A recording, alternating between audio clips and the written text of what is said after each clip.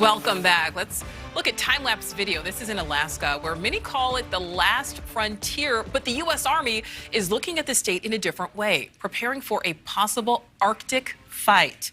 U.S. Army leaders say they are going to revamp their forces in Alaska to better prepare for future cold weather conflicts. The U.S. has long viewed the Arctic as a growing area of competition with Russia and China.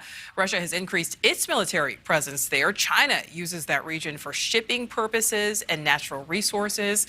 And when it comes to an Arctic fight, the U.S. Army stressing it wants capable forces that can survive and operate in the most extreme conditions and environments. Joining me now is retired Army General William Enyart. General Enyart, thank you so much for being with us. All right, Nicole, it's great to be with you. Well, it's always good to talk to you. You know, so we're talking about the most extreme conditions here. With this revamp, what changes is the Army considering for those Alaska troops? Well, the Army is paying very close attention to two things are changing here. We've got the Ukraine-Russia war on one hand, and with that, we have learned that the survivability of armor, that is tanks and armored personnel carriers, is really in question today with the use of drones and light anti-armor weapons that are man-portable.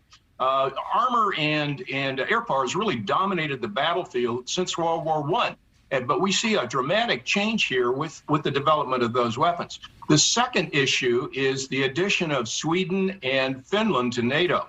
You know, Finland has an 830-mile border with Russia. Both of those countries are above the Arctic Circle, much of them. So we need to have a capable Arctic presence. Winter warfare is different. You know, we learned that in Korea. The Germans learned that in the Soviet Union in World War II. Soldiers freeze, equipment freezes, weapons freeze. So we have to be able to operate in that environment. You know, and in general, you talked about the Ukraine war, you know, that's happening right now. So obviously, you know, this is a real war. Lives are being changed. Lives are being destroyed in many cases. But this is also, in a way, kind of a training ground, potentially, you know, for the U.S. Army, the U.S. military moving forward. Well, absolutely. It reminds me very much of the Spanish Civil War in the 1930s, prior to World War II, where the Germans and the Italians used air power and other weapons that hadn't really been used to that extent. So there was a lot of development of new weapons and of new tactics. What the Army is proposing to do, or is going to do in Alaska, is change the 4th Brigade of the 25th Infantry Division from what is called a Stryker Brigade to an Airborne Infantry Brigade. A Stryker Brigade has 300 Stryker personnel carriers. They're a light armor vehicle that can carry 9 soldiers with a crew of 2. They're equipped with machine guns and grenade launchers. They can even carry a 105-millimeter cannon tube. Those require a lot of maintenance. In order to move one by air, it takes about 96 hours and a fleet of C-130 airplanes to move them. Wow. On the other hand, you can move an airborne infantry brigade with C-130s in 18 hours. So it's a much more rapidly deployable unit.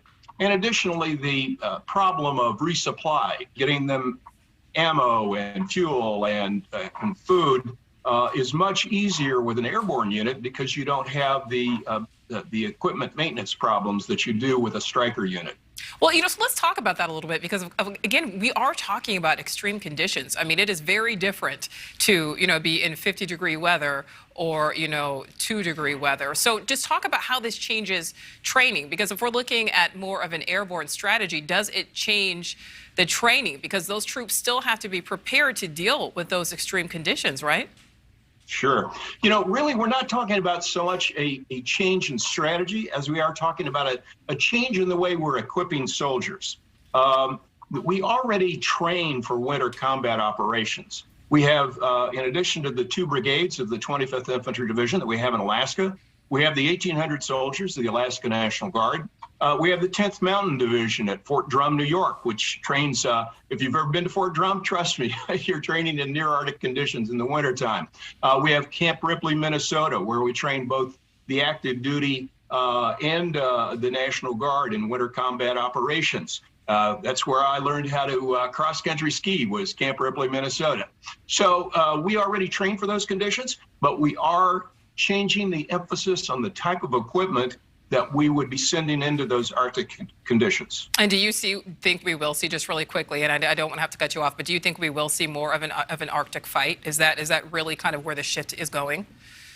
Well, we're going to be prepared. Yeah. You know, you have to be prepared for these problems, and that's why we plan, and that's why we look ahead, and that's why we study the current operations, so that we know what capabilities an opponent might have and how to counter those capabilities. So it's more a question of planning and to be ready. All right, that makes sense. Planning and preparation. Always great to talk to you, General Enyart. Thank you so much for your time this evening. Thank you, Nicole. Thank you for watching. Click the red subscribe button below so you can get more of NewsNation's fact-driven, unbiased coverage.